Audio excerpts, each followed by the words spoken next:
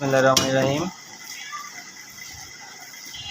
শুরু করতেছি মহান সৃষ্টিকর্তার নামে।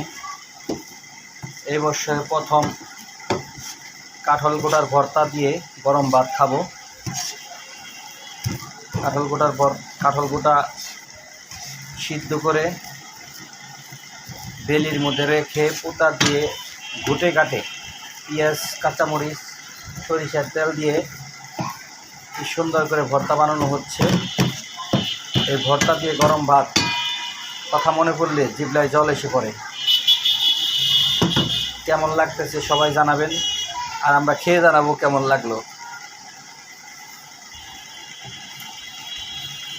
ছোটোবেলা কাঁঠাল গোটার ভর্তা খেতাম, ভাত খেয়ে উঠতে ইচ্ছে করতো না।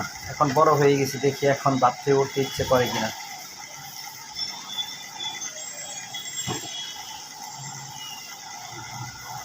কেমন হলো রেসিপিটা? আজকের রেসিপি